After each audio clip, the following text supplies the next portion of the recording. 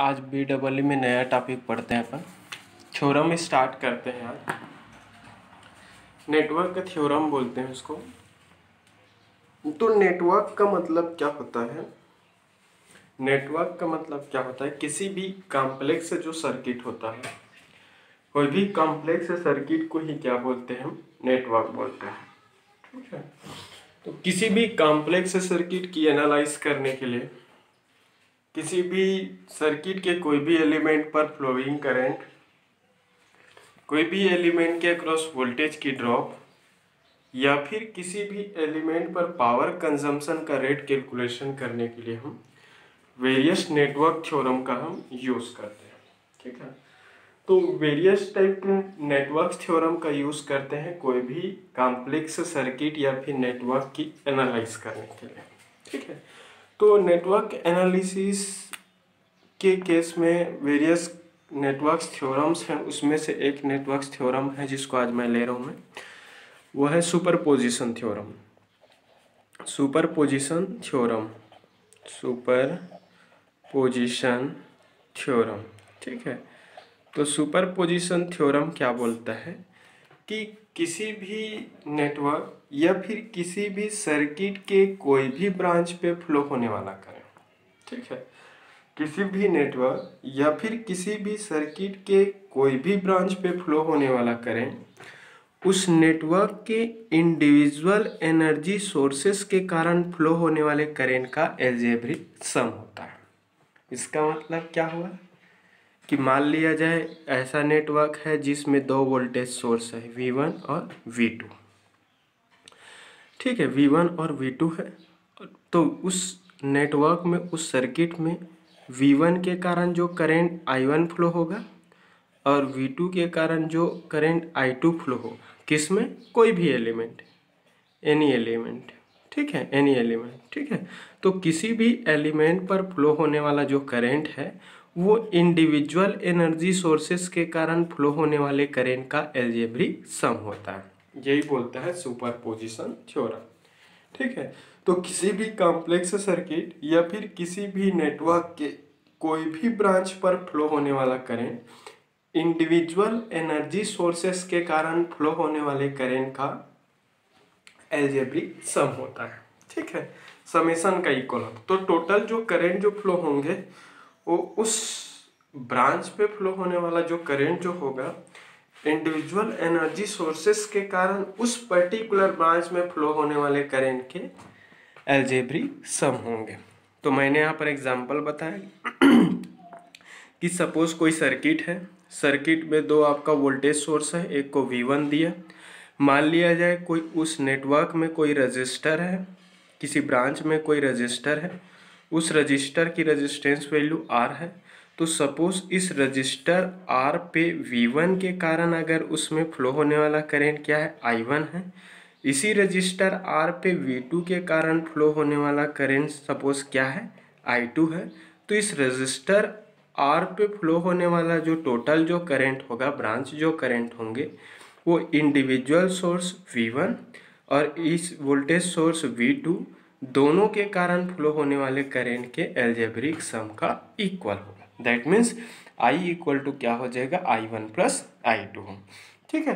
तो सर्किट के किसी भी ब्रांच पर फ्लो होने वाला करंट इंडिविजुअल एनर्जी सोर्सेस के कारण उस ब्रांच में फ्लो होने वाले करंट के अलजेब्रिक सम का इक्वल होता है। यही है क्या है आपका सुपरपोजिशन थ्योरम।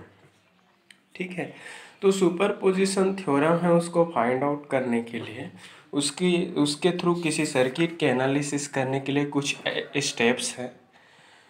उस स्टेप्स में उस नेटवर्क को सॉल्व करने की कुछ स्टेप्स हैं। तो फर्स्ट स्टेप जो ये बोलता है, फर्स्ट स्टेप क्या बोलता है कि एट ए टाइम क्या करना है आपको? कोई भी वन सोर्स को एक्टिवेट करना है। एट ए टाइम क्या करना है? वन सोर्स को क्या करना है? एक्टिवेटेड करना है। मतलब एक समय में कोई भी एक सोर्स को आपको काउंट करना है। ठीक है। तो at a time one source को एक्टिवेटेड करोगे और रिमेनिंग को क्या करोगे? डीएक्टिवेटेड। ठीक है। तो रिमेनिंग सोर्सेस को क्या करते हैं? डीएक्टिवेट करते हैं। रिमेनिंग सोर्सेस को डीएक्टिवेटेड करते हैं। ठीक है, मतलब कोई भी अगर कॉम्प्लेक्स नेटवर्क दिया है, कोई भी सर्किट दिया है और सर्किट में किसी भी ब्रांच पर फ्लो होने वाले करंट को सुपरपोजिशन थ्योरम से फाइंड आउट करने के लिए बोल दिया है, तो उस पर्टिकुलर केस में क्या होगा, हम एक समय में कोई भी एक एनर्जी सोर्स को ही कंसीडर करेंगे। At a time one energy source को एक्टिवेट करेंगे और उस पर्टिकुलर एनर्जी सोर्सेस के कारण उस दिए गए ब्रांच पे फ्लो होने वाले करंट को हम क्या कर लेंगे, कैलकुलेट करेंगे। तो at a time one source को एक्टिवेट करेंगे और रिमेनिंग जो सोर्सेस है उसको क्या करेंगे, हम डीएक्टिवेटेड करेंगे। ठीक है, तो डीएक्टिवेटेड के केस में क्या होगा, जो इंडिपेंडेंट वोल्टेज सोर्स रहेंगे, ठीक है, इंडिपेंडेंट वोल्टेज सोर्स, इंडिपेंडेंट जो वोल्टेज सोर्स रहेंगे, इंडिपेंडेंट वोल्टेज सोर्स को हम क्या कर देंगे, शॉर्ट सर्किट से रिप्लेस करेंगे। शॉर्ट सर्किट में क्या होगा, सिंपली हम उस एनर्जी सोर्स को उस नेटवर्क से रिमूव करेंगे और उस एनर्जी सोर्स वाले वायर का उस ब्रांच के दोनों टर्मिनल को आपस में कनेक्ट कर देंगे। ठीक है, तो इंडिपेंडेंट वोल्टेज जो सोर्स है उसको क्या कर देते हैं, शॉर्ट सर्किट से रिप्लेस करेंगे और करंट जो सोर्स होगा, इंडिपेंडेंट करंट सोर्स, मान लीजिए आपको इंडिपेंडेंट करंट सोर्स को डीएक्टिवेट करना है। Suppose you want to deactivate the current source. In this case the current source is replaced by open circuit clear. तो इस केस में क्या करते हैं, हम करंट सोर्स को ओपन सर्किट से रिप्लेस कर देते हैं। तो सुपरपोजिशन थ्योरम में फर्स्ट स्टेप तो यही बोलता है कि at a time you have to consider और you have to activate one energy source at a time by replacing the remaining energy source in, if the energy source is voltage source, then you have to replace this energy source by short circuit, and if energy source is current source, then it is replaced by open circuit. तो एक समय में एक ही energy source को consider करना है और remaining energy source को आपको क्या करना है, डीएक्टिवेट करना है। ठीक है, यदि सर्किट में यूज्ड एनर्जी सोर्स अगर वोल्टेज सोर्स है तो वोल्टेज सोर्स को शॉर्ट सर्किट से रिप्लेस करते हैं। सर्किट में यूज्ड अगर एनर्जी सोर्स अगर करंट सोर्स है तो करंट सोर्स को हम ऑलवेज ओपन सर्किट से रिप्लेस कर देते हैं। ठीक है, तो एक समय में एक ही एनर्जी सोर्स को एक्टिवेट करो और एक एनर्जी सोर्स को एक्टिवेट करके उस गिवन ब्रांचेस पे उस एनर्जी सोर्स के कारण फ्लो होने वाले करंट की वैल्यू हम क्या कर लेंगे, कैलकुलेट कर लेंगे, फाइंड आउट कर लेंगे। ठीक है, तो एक्टिवेटेड एनर्जी सोर्स के कारण उस पर्टिकुलर गिवन ब्रांचेस है उसमें फ्लो होने वाले करंट को क्या कर देते हैं, हम फाइंड आउट कर लेते हैं। तो एक समय में एक को एक्टिवेट किया तो उस एक्टिवेटेड एनर्जी सोर्स के कारण गिवन ब्रांच में फ्लो होने वाले करंट को क्या कर लिया, फाइंड आउट कर लिया। ठीक है, फिर उसके बाद क्या करना, एक समय में एक ही लेना है। मान लिया जाए आपका कोई ऐसा सर्किट है सपोज जिसमें दो वोल्टेज सोर्स दिया है V1 V2, तो एक समय में आप इसको लो और उस गिवन ब्रांच में फ्लो होने वाले करंट को निकाल डालो। तो जब आप V1 को लोगे तो V2 को क्या कर दोगे, शॉर्ट सर्किट से रिप्लेस कर दोगे, और जब V1 को आप शॉर्ट सर्किट से रिप्लेस करोगे तो उस केस में V2 को क्या करोगे, कंसिडर करो। ठीक है, तो V1 और V2 जो है अगर दो एनर्जी सोर्सेस हैं तो एक समय में एक को एक्टिवेट करना, दूसरे को डीएक्टिवेट करना। एक्टिवेटेड एनर्जी सोर्स के कारण गिवन सर्किट में फ्लो होने वाले करंट को आपको फाइंड आउट करना।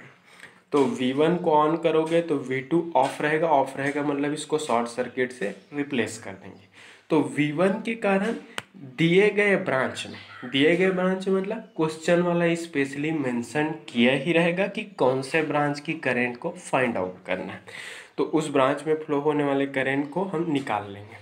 फिर V1 को हम शॉर्ट सर्किट से रिप्लेस करेंगे, फिर V2 के कारण उस दिए गए ब्रांच में फ्लो होने वाले करंट को हम फिर से क्या करेंगे, फाइंड आउट कर लेंगे। क्लियर हुआ।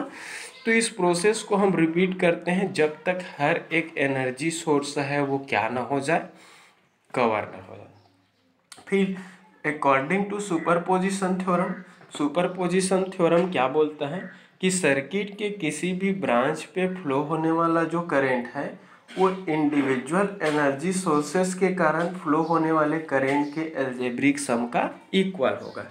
तो V1 के कारण जो करंट फ्लो हो रहा था प्लस V2 के कारण जो करंट फ्लो हो रहा था, दोनों का अलजेब्रिक जो समेशन जो निकलेगा, एडिशन जो निकलेगा, वही एडिशन है वो टोटल उस पर्टिकुलर ब्रांच पे फ्लो होने वाले करंट का इक्वल होगा। ठीक है, तो इस टाइप से हम कोई भी सर्किट में सुपरपोजिशन थ्योरम को हम अप्लाई करते हैं। कोई भी न्यूमेरिकल हम ले लेते हैं, न्यूमेरिकल लेकर हम आपको न्यूमेरिकल से प्रैक्टिस से ज़्यादा क्लियर होगा।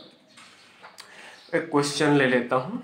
ठीक है, क्वेश्चन ले लेते हैं हम। छोटा सा नेटवर्क, छोटे से नेटवर्क से स्टार्ट करेंगे, बड़ा नेटवर्क तक चलेंगे। सुपरपोजिशन बिल्कुल 3 क्लास 4 क्लास तो ले ही लेगा मेरे तरफ से, बाकी आप अपना प्रैक्टिस करते रहिएगा। ठीक है, ये करंट सोर्स दिया है। ठीक है, इस करंट सोर्स के साथ एक रजिस्टर है, फिर एक और रजिस्टर दिया है क्वेश्चन वाला, फिर यहाँ पर एक क्वेश्चन वाला, और ये आपका प्लस माइनस एक वोल्टेज सोर्स। ठीक है, ये आपका इस वोल्टेज की वैल्यू 10 वोल्ट है। इसकी वैल्यू को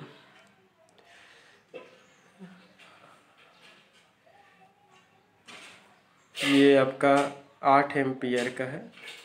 ठीक है, 8 एम्पियर का करंट सोर्स है। बाकी जितना भी रेजिस्टेंस है ये 2 ओम, इसको भी 2 ओम दिया है और इसको भी 2 ओम दिया है। क्वेश्चन वाले ने ये क्वेश्चन दिया है और उन्होंने मार्किंग कर दिया है एक करंट आई। सर्किट में क्वेश्चन वाले ने यहाँ पर इस मिडिल 2 ओम के रजिस्टर पर फ्लो होने वाले करंट को मार्किंग कर दिया, और क्वेश्चन वाले ने एक लाइन में यही बोल दिया कि by superposition theorem find the value of current I which is given in circuitry. Clear हुआ? तो उन्होंने ये बोल दिया कि सुपरपोजिशन थ्योरम का यूज करते हुए सर्किट में जो 2 ओम का रजिस्टर है, इस 2 ओम के रजिस्टर पर फ्लो होने वाले करंट आई की वैल्यू फाइंड आउट करो। उन्होंने एक लाइन में इतना क्वेश्चन लिख दिया। आपको एग्जाम वाला मेंशन किया ही रहेगा कि क्वेश्चन में अगर थ्योरम यूज करके बनाना है तो बिल्कुल वो मेंशन करेंगे ही करेंगे कि सुपरपोजिशन से बनाओ, नॉर्टन से बनाओ, थेवेनिन से बनाओ, मैक्सिमम पावर ट्रांसफर से बनाओ। आपके BEE में सिर्फ 2 ही थ्योरम है, एक मैक्सिमम पावर ट्रांसफर थ्योरम है और दूसरा सुपरपोजिशन है। तो सुपरपोजिशन ले रहे हैं हम, तो बिल्कुल वो बाकायदा मेंशन किया ही रहेगा कि सुपरपोजिशन थ्योरम का फॉलो करते हुए, यूज करते हुए सर्किट में फ्लो होने वाले करंट आई को फाइंड आउट करो। ऐसा आई नहीं लिखा रहेगा तो बाकायदा मेंशन कर दिया रहेगा कि 2 ओम में फ्लो होने वाला, 3 ओम में, 4 ओम में। लेकिन यहाँ पर 2 ओम का 3 रजिस्टर है, इस कारण उन्होंने अपने सुविधा के अनुसार मेंशन कर ही दिया कि 2 ओम में फ्लो होने वाला करंट क्या है, आई है, इसलिए इसको मेंशन कर दिया आई, ताकि कंफ्यूजन ना हो कि इस 2 ओम का करंट पूछ रहा है कि इसमें का कि इसमें का। क्लियर हुआ? तो सॉल्यूशन देखते हैं, सॉल्यूशन देखते हैं। ठीक है, तो सॉल्यूशन में सुपरपोजिशन थ्योरम का फर्स्ट स्टेप क्या बोलते हैं, take 1 energy source at a time and deactivate remaining energy source. ठीक है, ठीक है, तो यहाँ पर ले लेते हैं हम, इस ब्रांच में फ्लो होने वाला करें, टेक 10 वोल्ट एनर्जी सोर्स। ठीक है, तो 10 वोल्ट की एनर्जी सोर्स को लेते हैं and deactivate 8 ampere current source. ठीक है, 8 एम्पियर की करेंट सोर्स को हम डीएक्टिवेट कर देंगे बाय रिप्लेसिंग ओपन सर्किट। ठीक है, ओपन सर्किट। ठीक है, तो ये दिए गए सर्किट है, इस दिए गए सर्किट में जो 8 एम्पियर का जो करंट सोर्स है इसको डीएक्टिवेट करूँगा। तो 8 एम्पियर के करंट सोर्स को डीएक्टिवेट करने के लिए इस 8 एम्पियर के करंट सोर्स को हम ओपन सर्किट से रिप्लेस करेंगे और इसको एक्टिवेट करेंगे। एक्टिवेट करेंगे मतलब इसको लेंगे, तो जैसे ही इसको एक ओपन सर्किट से रिप्लेस करूँगा, न्यू जो सर्किट फॉर्म होगा वो इस टाइप का होगा, ऐसा। ये ओपन सर्किट होंगे और ओपन सर्किट में तो कोई करंट का फ्लो नहीं होगा, तो इस टाइप से सर्किट बन गया। आपको सर्किट ड्रॉ करना पड़ेगा, छोड़ना नहीं है, ठीक है, शो करना ही है, ठीक है। तो ऐसा ये हो गया, ये 10 वोल्ट का बैटरी, ये 2 ओम, ये भी आपका 2 ओम का है, ये आपका 2 ओम का है, ठीक है। हमने यहाँ पर 8 एम्पियर के करंट सोर्स को डीएक्टिवेट कर दिया। तो जैसे ही हमने 8 एम्पियर के करंट सोर्स को डीएक्टिवेट किया, तो डीएक्टिवेट करने के लिए उस इंडिपेंडेंट करंट सोर्स को मैंने ओपन सर्किट से रिप्लेस कर दिया। तो ओपन सर्किट से कैसे रिप्लेस किया? सिंपली उस एनर्जी सोर्स को उसके सर्किट की प्रॉपर पोजीशन से रिमूव कर दिया और उसके दोनों वायर को क्या कर दिया? ओपन से रिप्लेस कर। तो जैसे ही इसको ओपन सर्किट से रिप्लेस करूंगा, इस 2 ओम के रजिस्टर पर कोई भी करंट का फ्लो नहीं होगा, क्योंकि ये ओपन पाथ बन गए। ओपन पाथ में कभी करंट का फ्लो नहीं होता, ठीक है। तो ये ओपन हो गया, तो इसमें भी कोई करंट फ्लो नहीं होंगे। अभी इस 10 वोल्ट के बैटरी के कारण इसमें फ्लो होने वाला करंट 2 ओम का करंट पूछा है, तो 2 ओम के करंट हमें निकालना है। तो सपोज इस 2 ओम में फ्लो होने वाले करंट को क्या दे देता हूँ मैं? आई डैश दे देता हूँ, और इसकी डायरेक्शन को नीचे ले लेता हूँ अपनी तरफ से, ऐसे ऐसे इस डायरेक्शन में। और सपोज ये मेरा केवीएल का डायरेक्शन, तो अगर केवीएल लगाऊंगा तो क्या होगा? अप्लाई केवीएल, इसमें फ्लो होने वाला करंट को क्या माना मैं? आई डैश मानो, सिंगल क्लोज पाथ है, तो अप्लाई केवीएल, केवीएल लगाओ, या फिर सीधा एक क्लोज पाथ में वोल्टेज डिवाइडेड बाय रेजिस्टेंस ले सकते हो। तो अप्लाई केवीएल, इस डायरेक्शन में केवीएल लगाऊंगा, तो बैटरी के प्लस से निकलोगे तो +10, फिर यहाँ पे आ जाओ, माइनस करंट के डायरेक्शन है, ऐसे करंट फ्लो हो रहा है उसी डायरेक्शन में केवीएल, तो ये इसका रेजिस्टेंस 2, फ्लो होने वाला करंट क्या है? I dash, 2 × I dash.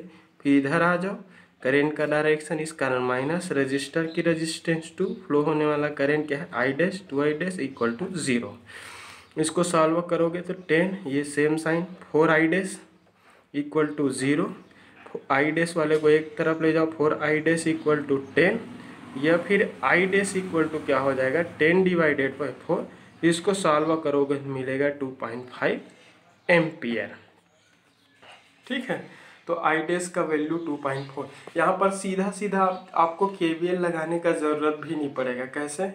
एक सिंगल मेश है, तो इस सिंगल मेश पे वोल्टेज सोर्स कितना? एक ही है, तो एक वोल्टेज है और 2 रजिस्टर किस ऑर्डर में कनेक्टेड है? सीरीज। तो सीरीज में रजिस्टर एडिटिव नेचर का होता है, तो टोटल रजिस्टर का रेजिस्टेंस कितना होगा? ये 2 ओम और ये 2 ओम कितना होगा? 4 ओम। और वोल्टेज कितना है? 10 वोल्ट। तो 10 वोल्ट डिवाइडेड बाई 4 सीधा निकाल सकते हैं, आपको इतना केवीएल लगाने का ज़रूरत नहीं है। और अगर आपको नहीं आता तो सीधा एक मेश है तो भी केवीएल लगा सकते हो। तो मैंने यहाँ पर केवीएल लगा के निकाला है।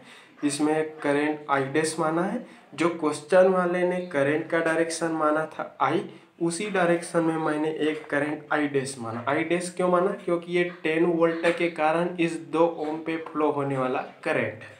जब मैंने इस 10 वोल्ट के एनर्जी सोर्स को कंसिडर किया, तो उस पर्टिकुलर कंडीशन में इस 2 ओम पे फ्लो होने वाला करंट आई डैश मान लिया।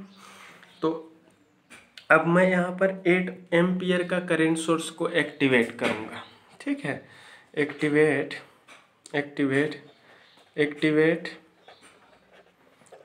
8 एम्पियर करंट सोर्स। अब 8 एम्पियर के करंट सोर्स को एक्टिवेट करेंगे, source and deactivate 10 volt voltage source by replacing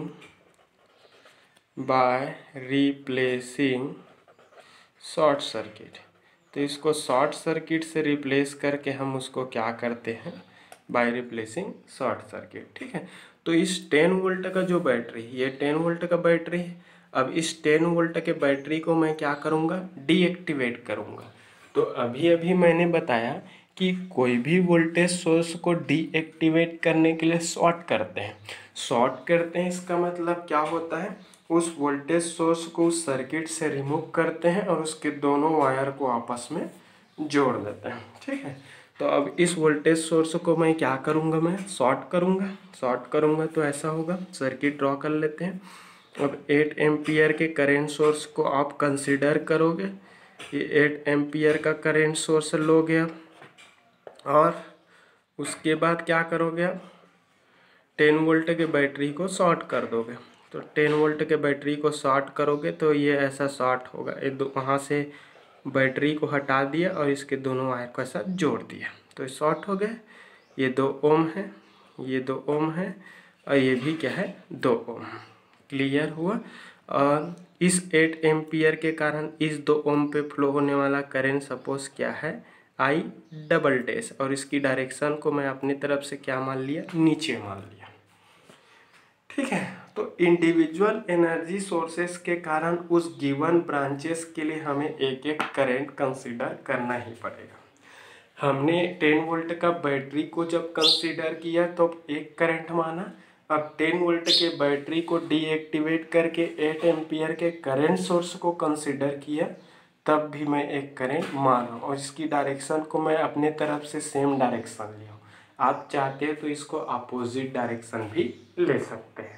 ठीक है, तो मैंने अपने तरफ से इस करंट के डायरेक्शन को भी क्या कर दिया, मैं डाउनवर्ड डायरेक्शन ही ले लिया, जिस डायरेक्शन में क्वेश्चन वाले ने दिया था, मैं अपने तरफ से। अब मुझे कैसा भी करके इस आई डैश का वैल्यू चाहिए, क्योंकि इसी 2 ओम पे फ्लो होने वाले करंट को क्वेश्चन वाले ने पूछा है। तो यहाँ पर देख लो, ये करंट सोर्स है, ये 8 एम्पियर का करंट ये 2 ओम के रजिस्टर पर फ्लो हो रहा है, क्योंकि ये दोनों सीरीज में है, और इसके साथ में ये एक पैरेलल में है, और ये भी क्या है, पैरेलल में। तो यहाँ पर करंट का डिवीज़न होगा। 8 एम्पियर का कुछ पोर्शन आई डबल डैश के फॉर्म में इधर फ्लो होगा, और रिमेनिंग जो पोर्शन है वो 2 ओम पर फिर से फ्लो होंगे।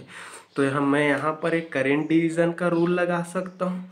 मुझे आई डबल डैश चाहिए, तो by applying current division rule मुझे आई डबल डैश चाहिए। मुझे ये सोर्स करंट की वैल्यू क्वेश्चन वाला खुद से दिया है, तो main current 8, source current 8 into इसके पैरेलल ब्रांच का रेजिस्टेंस, किसके पैरेलल ब्रांच का, जहाँ करंट निकाल रहे हैं उसके पैरेलल। तो यहाँ करंट निकाल रहा हूँ तो इसके साथ पैरेलल में क्या है, देखो ये 2 ओम का रजिस्टर इसके साथ पैरेलल में ऐसा जुड़ रहा है। तो यहाँ का करंट निकालना है तो इसका पैरेलल ब्रांच का रेजिस्टेंस का काउंट होगा 2 डिवाइडेड बाय सर्किट का टोटल रेजिस्टेंस। तो दोनों ब्रांच का रेजिस्टेंस इस पैरेलल ब्रांच का और जहाँ निकाल रहे हैं उसका, तो 2 + 2 हो जाएगा। ठीक है, तो ये I double dash equal to क्या हो जाएगा, 16 डिवाइडेड बाय क्या हो जाएगा, ये 4 हो जाएगा, और इसको सॉल्व करोगे तो क्या मिलेगा आपको, 4 एम्पियर मिलेंगे। ठीक है, तो जब हमने 8 एम्पियर के करंट सोर्स को एक्टिवेट किया तो इसमें फ्लो होने वाला करंट मिला कितना, 4 एम्पियर। ठीक है, जब हमने 10 वोल्ट के बैटरी को एक्टिवेट किया तब फ्लो होने वाला करंट कितना मिला, 2.5 एम्पियर। तो हमने इस गिवन सर्किट को देख लो, ये क्वेश्चन है, क्वेश्चन वाले ने सर्किट जो दिया था उसमें से 2 एनर्जी सोर्स दिया था। एक जो एनर्जी सोर्स 8 एम्पियर का करंट सोर्स है, दूसरा है वोल्टेज सोर्स। उन्होंने इस 2 ओम पर ही करंट पूछा है, तो मैंने एक बार इसको ऑन किया तो इस 2 ओम में फ्लो होने वाले करंट निकाला, फिर उसके बाद मैंने इसको ऑन किया तो भी इसी 2 ओम में फ्लो होने वाले करंट निकाला। क्वेश्चन में जो पूछा है उस वाले करंट को पहले फोकस करना है आपको, हर एक एनर्जी सोर्स को लेकर उस पर्टिकुलर ब्रांच में फ्लो होने वाले करंट की वैल्यू को फाइंड आउट करना है। तो बाय सुपरपोजिशन थ्योरम क्या बोलता है कि किसी भी ब्रांच में फ्लो होने वाला जो करंट जो है वो इंडिविजुअल एनर्जी सोर्स के कारण फ्लो होने वाले करंट का एल्जेब्रिक सम होगा। तो फिलहाल इस क्वेश्चन में तो 2 ही एनर्जी सोर्स है, एक 10 वोल्ट का बैटरी है और दूसरा 8 एम्पियर का करंट सोर्स। तो इसके कारण जो करंट फ्लो हुआ इसमें वो, प्लस इसके कारण जो करंट फ्लो हुआ वो, उन दोनों का समेशन है वो टोटल करंट का इक्वल होगा। तो दोनों पर्टिकुलर कंडीशन में करंट का डायरेक्शन देख लेते हैं। जब 10 वोल्ट लिया तो करंट का डायरेक्शन है वो डाउनवर्ड है, और जब हमने 8 एम्पियर लिया तब भी करंट का डायरेक्शन है वो डाउनवर्ड है, तो दोनों करंट का डायरेक्शन सेम है, तो करेंट्स ऑलवेज एडिटिव होगा। तो फ्लो होने वाला करंट डायरेक्टली जुड़ जाएगा, ये 2.5 एम्पियर और ये क्या हो जाएंगे 4 एम्पियर। तो टोटल करंट जो है वो क्या हो जाएगा 6.5 एम्पियर। तो इंडिविजुअल एनर्जी सोर्सेज के कारण फ्लो होने वाला जो करंट है उसका समेशन जो होगा उस पर्टिकुलर ब्रांच पे फ्लो होने वाले करंट का इक्वल होगा, यही सुपरपोजिशन थ्योरम।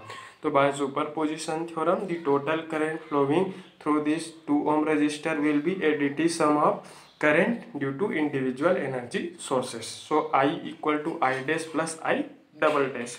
क्लियर हुआ? तो ये हो जाएगा टोटल करंट I की वैल्यू, ठीक है 6.5 एम्पियर। क्लियर हुआ? अब एक और क्वेश्चन ले लेते हैं, छोटा छोटा सर्किट लेंगे उसके बाद फिर आगे बढ़ेंगे अपन, ठीक है।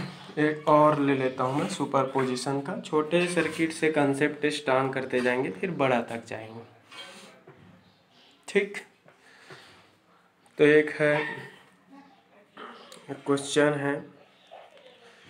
क्वेश्चन वाले ने इंडिपेंडेंट वोल्टेज सोर्स दिया है 10 वोल्ट का, बैटरी है, उसके साथ में एक पैरेलल में क्वेश्चन वाला 1 एम्पियर का करंट सोर्स दिया है। आपको ओवरऑल कॉन्सेप्ट को यूज़ करना है, कहीं पर करंट डिवीज़न रूल, कहीं पर वोल्टेज डिवीज़न रूल। मैं इसी कारण करंट और वोल्टेज डिवीज़न रूल को आपको पहले ही बताया, क्योंकि सुपरपोजिशन थ्योरम जब यूज़ करूँगा तो कहीं ना कहीं पर तो वो काउंट होंगे ही होंगे। क्वेश्चन वाले ने ये सर्किट दिया है, उन्होंने बोला है find the current through the 5 ohm register using principle of superposition, ठीक है।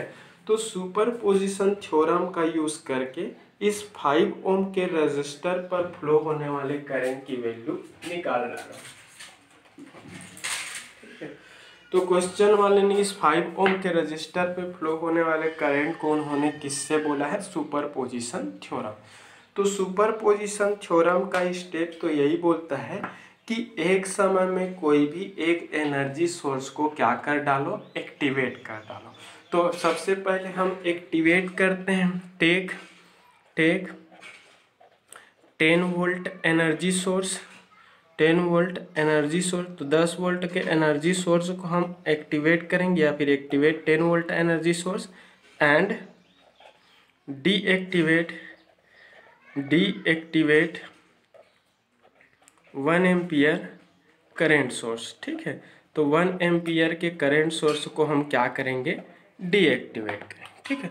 तो डीएक्टिवेट, तो 1 एम्पियर का जो एनर्जी सोर्स है वो डीएक्टिवेट कब होगा, तो 1 एम्पियर के एनर्जी सोर्स को डीएक्टिवेट करने के लिए इसको क्या कर दे, रिप्लेसिंग बाय इसको ओपन सर्किट। तो इसको हम ओपन सर्किट से क्या कर देंगे, रिप्लेस कर देंगे।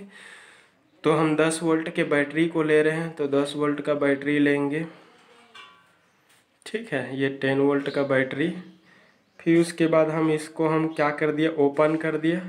ओपन किया मतलब उस एनर्जी सोर्स को सर्किट से हटाया और उसके दोनों टर्मिनल को खुला छोड़ दिया, यही होता है ओपन। क्योंकि करंट सोर्स को डीएक्टिवेट करने के लिए उसको ओपन सर्किट से रिप्लेस कर दिया, तो ये नया सर्किट बनेगा।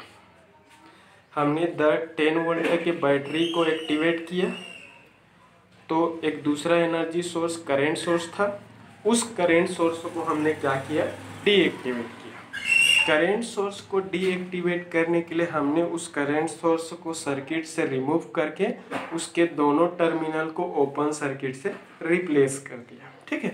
रिप्लेस कर दिया, जैसे ही रिप्लेस किया तो इस पर्टिकुलर पाथ पे तो कोई इलेक्ट्रिसिटी का फ्लो नहीं होगा, ठीक है। तो इस 10 वोल्ट, सपोज इस 10 वोल्ट के कारण इस 5 ओम के रजिस्टर पर फ्लो होने वाला करंट क्या है, आई है, आई डैश मान लेता हूँ। इस 10 वोल्ट एक्टिवेटेड है, तो इस 10 वोल्ट के कारण इस 5 ओम पर, क्योंकि क्वेश्चन वाला खुद बोला है कि 5 ओम के रजिस्टर पे फ्लो होने वाले करंट को सुपरपोजिशन थ्योरम से फाइंड आउट करो।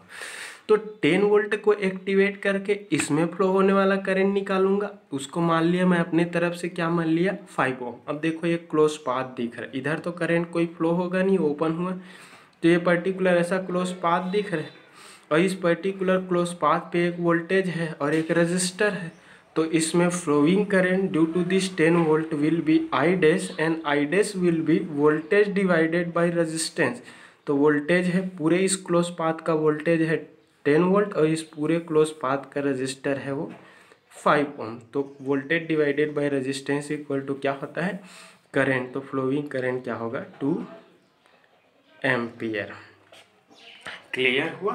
तो ये ओम्स लॉ से voltage divided by resistance equal to current. तो पूरे इस क्लोज पाथ में एक वोल्टेज सोर्स 10 वोल्ट, पूरे क्लोज पाथ में रजिस्टर का रेजिस्टेंस 5 ओम। तो voltage divided by resistance equal to क्या हो गया करंट 2 एम्पियर। ठीक है, ये हो गया। अब देखते हैं टेक 1 एम्पियर करेंट सोर्स। अब 1 एम्पियर के करेंट सोर्स को कंसिडर करेंगे एंड डीएक्टिवेट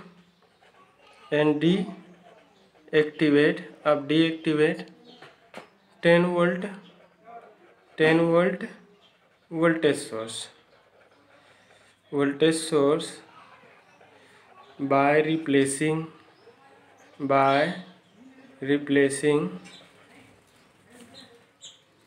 शॉर्ट सर्किट। ठीक है, बाय रिप्लेसिंग शॉर्ट सर्किट। ठीक है, तो 10 वोल्ट के बैटरी को हम शॉर्ट सर्किट से रिप्लेस करेंगे।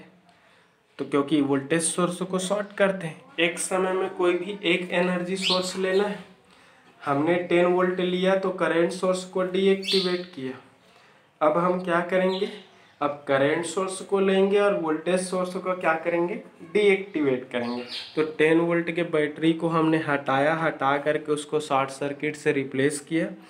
शॉर्ट सर्किट और फिर इस पे क्या होगा करंट सोर्स, इसके साथ में पैरेलल में करंट सोर्स है वो कितने एम्पियर का है 1 एम्पियर का है। और इसके साथ में क्या होगा ये होगा 5 ओम का रजिस्टर। सपोज इस 1 एम्पियर के करंट सोर्स के कारण इसमें फ्लो होने वाला करंट क्या है आई डबल डैश है।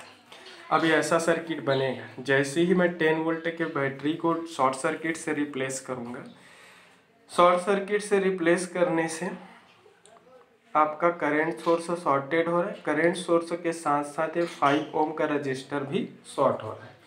तो कोई भी करंट का एक प्रॉपर्टी होता है कि करंट जो है वो शॉर्टेस्ट पाथ को ही फॉलो करता है, मतलब शॉर्ट सर्किट पाथ को ही फॉलो करता है। मतलब जिस पर्टिकुलर पाथ में रेजिस्टेंस की वैल्यू है वो लो होगा, उसी पाथ में मैक्सिमम अमाउंट में करंट है वो क्या हो जाता है ड्रॉ हो जाता है, उसी ओर खींचा जाएगा। ठीक है, तो जैसे ये शॉर्ट सर्किट से करंट सोर्स रिप्लेस होगा, इस शॉर्ट सर्किट पाथ का रेजिस्टेंस कंप्लीटली क्या हो जाएगा जीरो।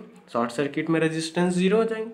तो शॉर्ट सर्किट कंडीशन में इसकी रेजिस्टेंस वैल्यू जीरो होने के कारण इस 1 एम्पियर का जो करंट सोर्स है इसकी ऑलमोस्ट जो करंट है कंप्लीट जो वैल्यू है वो इस शॉर्ट सर्किट पाथ में क्या हो जाएगा ड्रॉ हो जाएगा, इधर खिंचा जाएंगे। तो इस 5 ओम के रेजिस्टर पर कोई भी करंट का फ्लो नहीं होगा, क्योंकि इधर का रेजिस्टेंस वैल्यू जीरो है।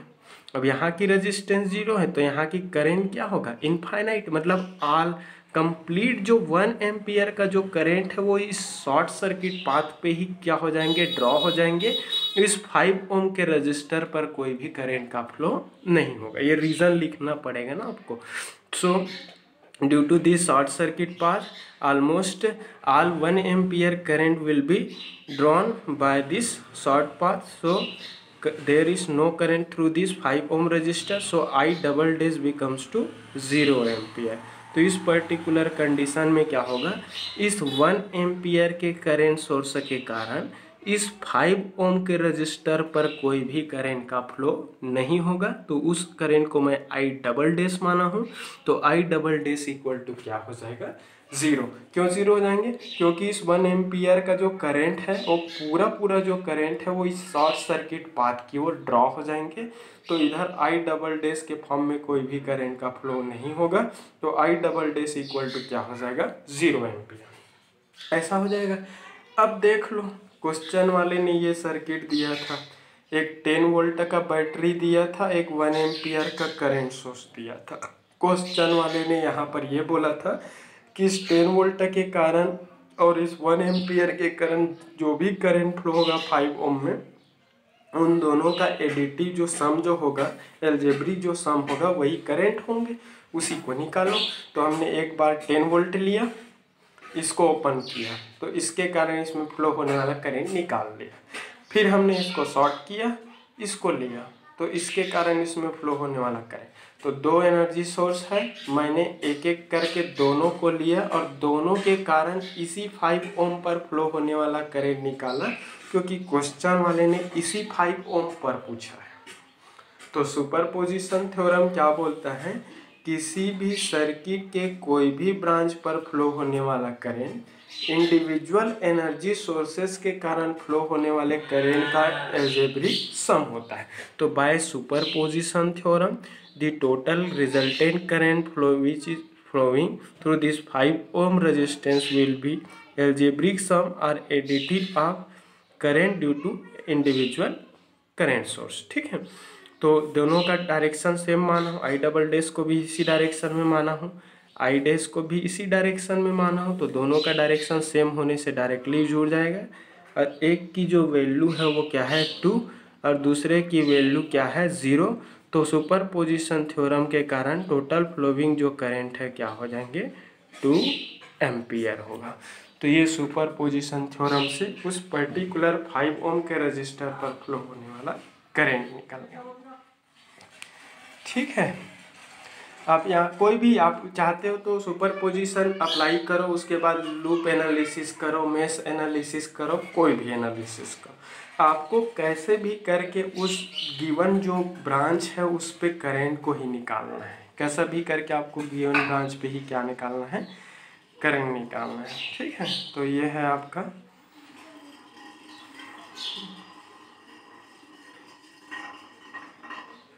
ठीक।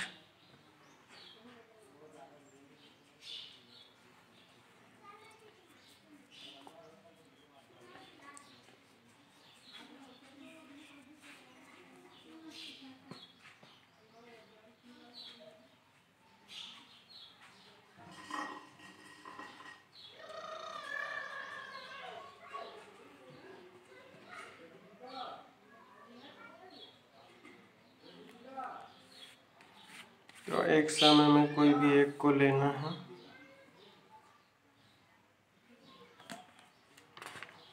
ठीक,